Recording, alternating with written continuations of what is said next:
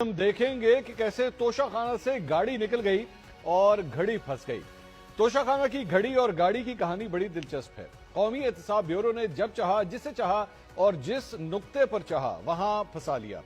NAB کی ہر ادا، ہر چال اپنے انداز میں نرالی ہے۔ پولیٹیکل انجینئرنگ میں بے مثال، سیاستدانوں کا بازو مروڑنے میں لاجواب۔ ہمارا اپنا ادارہ نیب ہر وقت حاضر ہے، جہاں قانون سے زیادہ مزاج کا عمل دخل زیادہ دکھائی دیتا ہے۔ اگر کسی سابق وزیر اعظم کو سزا دینی ہو تو ایک گھڑی کی قیمت اربوں روپے میں لگا کر صرف 42 دنوں میں ریفرنس بنا کر برق رفتار مقدمہ چلا کر 14 سال سزا سنا دی جاتی ہے، اور جب کسی سابق وزیر اعظم کو سزا دینے کا موڈ نہ ہو تو پھر 42 سے زائد مہینوں تک کیس لٹکا کر چپکے سے گاڑی گزار دی جاتی ہے۔ ناظرین، 2017 میں نواز شریف اور ان کے خاندان کو عدلیہ کے فیصلوں کی وجہ سے مشکلات کا سامنا کرنا پڑا۔ انہوں نے تاحیات نااہلی کا سامنا بھی کیا اور انہیں جیل بھی جانا پڑا۔ نواز شریف کو نیب عدالت نے العزیزیہ سٹیل ملز اور لندن اپارٹمنٹس کیس میں 7 سال اور 10 سال قید کی سزائیں سنائی گئیں۔ بیماری کی وجہ سے جلا وطنی بھی میاں صاحب نے کاٹی۔ مخالفین کی طرف سے ان کی سیاست ختم ہونے کی باتیں بھی کی گئیں اور یہ بھی کہا گیا کہ جب بھی وہ واپس آئیں گے تو ان کا ٹھکانہ جیل ہوگا۔ 4 سال ملک سے باہر رہنے کے بعد جب 21 اکتوبر کو نواز شریف وطن واپس آئے تو پتہ نہیں کون سی جادو کی چھڑی ان کے پاس تھی کہ ان کے لیے آسانیاں ہی آسانیاں پیدا ہونا شروع ہو گئیں۔ ان کے پاکستان میں تشریف لانے سے پہلے ہی بائیو میٹرک کے بغیر ان کی حفاظتی ضمانت کی درخواست منظور ہو گئی۔ اس وقت کی پنجاب کی نگراں حکومت بھی میاں صاحب کو ریلیف دینے میں آگے تھی۔ انہوں نے بھی العزیزیہ ریفرنس میں نواز شریف کی سزا معطل کر دی۔ جب میاں صاحب کا جہاز اسلام آباد میں داخل ہوا تو نادرا کے اہلکار بائیو میٹرک کے لیے ایئرپورٹ پر ہی موجود تھے۔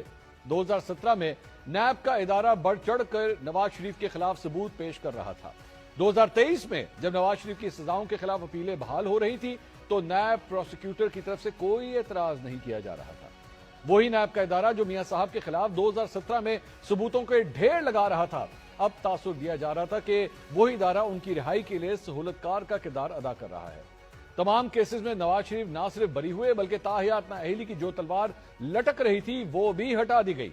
ایک کیس ایسا تھا جس میں لگتا تھا کہ میاں صاحب کے لیے مشکلات پیدا ہو سکتی ہیں، وہ تھا توشہ خانہ کیس کا، کیونکہ جب بھی میاں صاحب کے خاندان سے توشہ خانہ کے تحائف کے حوالے سے پوچھا گیا تو کوئی تسلی بخش جواب نہ مل سکا۔ میاں صاحب نے 2008 کے اندر مرسیڈیز کیوں لی؟ کون سی مرسیڈیز؟ یہ بھی توشہ خانہ کی گاڑی تھی جو 1991 میں ان کو لاٹ ہوئی تھی۔ یہ 2008 میں اس کی ویلیو لگوائی گئی 42,55,919 روپے اور 6,36,888 روپے دے کے یہ گاڑی توشہ خانہ سے لے لی گئی۔ یہ کیوں ہوا؟ میری بات سنیں، یہ اگر ہوا ہے تو یہ اگر ہوا، میں آپ کہہ رہے ہیں نا، میں آپ کی بات کا جواب دے رہا ہوں۔ اگر یہ گاڑی آپ کہتے ہیں ٹھیک آئی ہے تو اس کے اوپر قانون اپنا راستہ دے گا۔ یوسف رضا گیلانی صاحب نے ایک اسپیشل جو ہے وہ آرڈر نکالا اور ان کو کلیئر کر دیا، جبکہ ایکچولی توشہ خانہ کے رولز ہیں، یہ کیبنٹ ڈویژن کا میرے پاس جو ہے وہ نوٹیفیکیشن پڑا ہوا ہے۔ Antique items and vehicles shall not be allowed to be purchased by the recipients, vehicles shall be given to the central pool of cars of the cabinet division.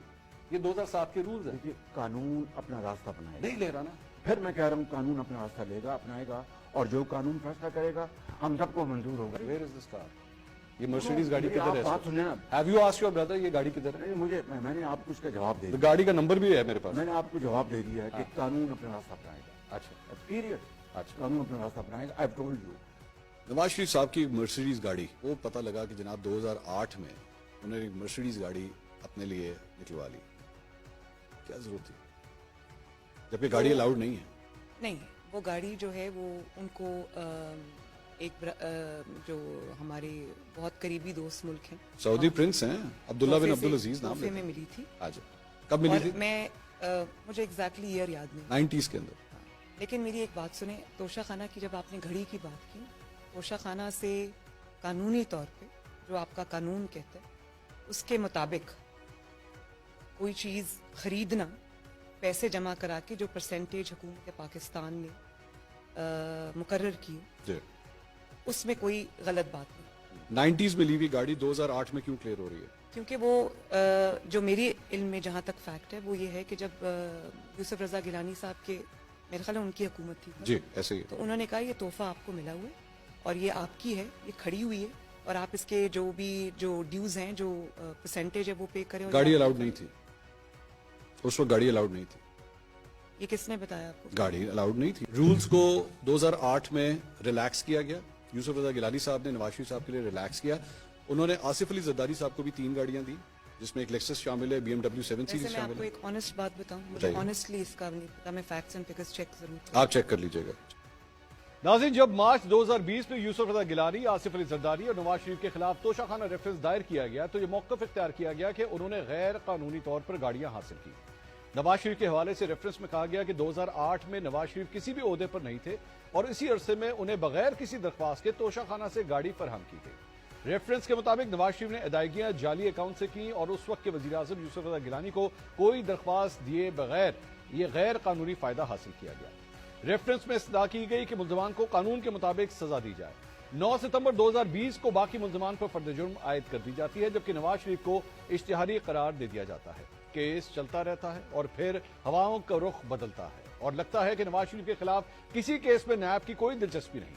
Toshakhana case में नवाज शरीफ जिसके खिलाफ इतना बड़ा रेफरेंस तैयार किया जाता है, जब वो नैब अदालत में अपना जवाब जमा करवाते हैं तो उस जवाब पर नैब को कोई एतराज नहीं होता। नैब ने आज जो रिपोर्ट तोशाखाना केस में नवाज शरीफ के लिए जमा कराई, अगर उसका मुआवजा आज से 4 साल कबल दायर किए गए रेफरेंस से किया जाए तो बहुत सारे तजादात सामने आते हैं।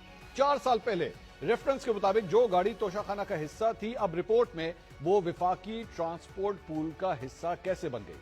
4 साल पहले रेफरेंस में कहा गया कि 2008 में नवाज शरीफ के पास कोई ओहदा नहीं था और यूसुफ रजा गिलानी को कोई दरख्वास्त दिए बगैर काबीना डिवीजन से फायदा हासिल किया गया।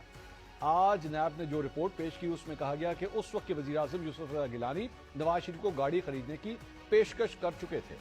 4 साल पहले उसी नैब ने रेफरेंस में कहा कि नवाज शरीफ ने फायदा हासिल किया था। 4 साल पहले कहा गया कि गाड़ी तोशाखाना से ली गई, लेकिन आज कहा जा रहा है कि विफाकी ट्रांसपोर्ट पूल से खरीदी। 4 साल पहले रेफरेंस में कहा गया कि गाड़ी की अदायगी जाली बैंक अकाउंट से की गई, लेकिन आज रिपोर्ट में उसी नैब की तरफ से कहा गया कि अदायगी जाली बैंक अकाउंट से नहीं की गई।